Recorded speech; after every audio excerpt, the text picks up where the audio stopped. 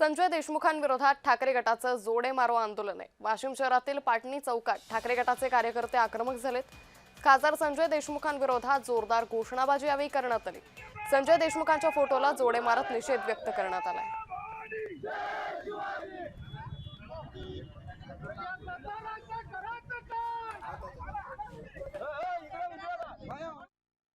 गद्दार खासदार संजय देशमुख आज शिंदे गटात त्याचं विलीनीकरण होणार झालेलं आहे।